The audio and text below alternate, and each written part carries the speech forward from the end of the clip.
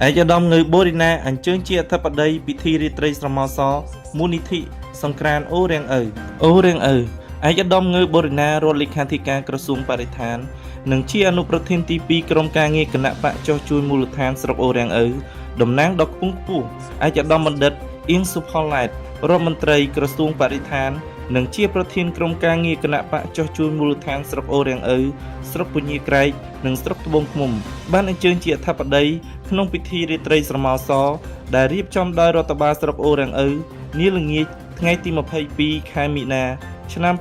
2025ស្ថិតនៅទីស្នាក់ការគណៈបកប្រជាជនកម្ពុជាស្រុកអូរៀងឪក្នុងឱកាសរាត្រីស្រមោលសឯកឧត្តមងើបូរីណាបានថ្លែងអំណរគុណដល់សប្បុរសជនដែលបានពេញចិត្តនិងចូលរួមចំណែកធនធានផ្ទាល់ខ្លួនដើម្បីទ្រទ្រង់ការរៀបចំសង្ក្រាន្តអូរៀងឪសម្រាប់ឆ្នាំ2025ខាងមុខនេះដែលក្រុងនឹងរៀបចំរយៈពេល4ថ្ងៃចាប់ពីថ្ងៃទី13រហូតដល់ថ្ងៃទី16ខែមេសាឆ្នាំ2025ស្ថិតនៅភូមិថ្នល់កែងឃុំព្រះធាតុស្រុកអូរៀងឪខេត្តត្បូងឃ្មុំដើម្បីអបអរសាទរពិធីបុណ្យចូលឆ្នាំប្រពៃណីជាតិខ្មែរឆ្នាំម្សាញ់សប្បុរស័កពុទ្ធសករាជ2578ឯកឧត្តមបានបន្តទៀតថាក្រោមគំនិតដូចផ្ដើមនិងជាការចង្អុលបង្ហាញរបស់ឯកឧត្តមបណ្ឌិតអៀងសុផល្លែតរដ្ឋមន្ត្រីក្រសួងបរិស្ថានមកកាន់រដ្ឋបាលស្រុកអូរៀងឪដើម្បីទទួលរៀបចំតុបតែងនិងដឹកនាំគ្រប់គ្រងព្រឹត្តិការណ៍សង្ក្រាន្តអូរៀងឪឆ្នាំ2025នេះដោយរដ្ឋបាលស្រុកផ្ទាល់យ៉ាងណាមិញឯកឧត្តមរដ្ឋមន្ត្រីបានសម្ដែងនូវការសាទរចំពោះពិធីរាត្រីស្រមោលសនេះឱកាសនេះដែលរដ្ឋបាលស្រុកបានរៀបចំឡើងដើម្បីផ្ដល់ឱកាសឲ្យសប្បុរសជនបានចូលរួមជាមួយអាជ្ញាធរនិងរដ្ឋបាលស្រុកលើការគាំទ្រការរៀបចំសង្ក្រាន្តកន្លែងកម្សាន្តការតុបតែងកម្មវិធីវប្បធម៌សាសនាជាដើមសូមបញ្ជាក់ផងដែរថាក្នុងឱកាសពិធីរាត្រីស្រមោលស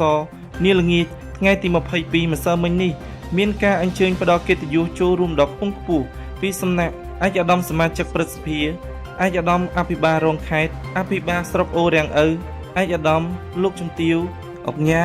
ម្ចាស់សហគ្រាសអាជីវករនិងមន្ត្រីរាជការប្រមាណជាង400នាក់លោកជាណារុងអភិបាលស្រុកអូរៀងឪបានអានជូននៅរបាយការណ៍អំពីដំណើរការនៃការក្រុងរៀបចំសង្ក្រាន្តអូរៀងឪសម្រាប់ឆ្នាំ2025ខាងមុខនេះជូនគណៈអធិបតីនិងអង្គពិធីក្នុងនោះលោកអភិបាលបានបញ្ជាក់ថាទីតាំងទន្លេស្ងួតជាទីតាំងប្រវត្តិសាស្ត្រមួយកន្លែងក្នុងស្រុកអូរៀងឪដែលពេលបច្ចុប្បន្ននេះក្រោមការដឹកនាំផ្ដួចផ្ដើមអភិវឌ្ឍរបស់ឯកឧត្តមបណ្ឌិតអៀងសុផល្លែតបានប្រែក្លាយពីតំបន់ឬទីតាំងដែលមានសភាពស្ងប់ស្ងាត់មកជាតំបន់អ៊ូអរជាទីតាំងទេសចរក្នុងស្រុកមួយកន្លែងលោកជាណារុងបានបន្តលើកឡើងទៀតថាពិធីសង្ក្រាន្ត2025អបអរសាទរឆ្នាំម្សាញ់នាឱកាសខាងមុខនេះរដ្ឋបាលបានត្រៀមរួចជាស្រេចដើម្បីជំរុញឲ្យមានភាពសប្បាយរីករាយជូនដល់ប្រជាពលរដ្ឋក្នុងមូលដ្ឋាននិងមកពីមជ្ឈដ្ឋាននានាដោយមានការតុបតែងក្លោនទ្វារសង្ក្រាន្តមួកយក្សអន្សមយក្សល្បែងប្រជាប្រិយពូនភ្នំខ្សាច់តំបន់ត្រជាក់ចិត្តការប្រគំតន្ត្រីនិងការតាំងពិព័រណ៍ផលិតផលក្នុងស្រុកព្រមទាំងកម្មវិធីកម្សាន្តផ្សេងៗជាច្រើនទៀតផងដែរ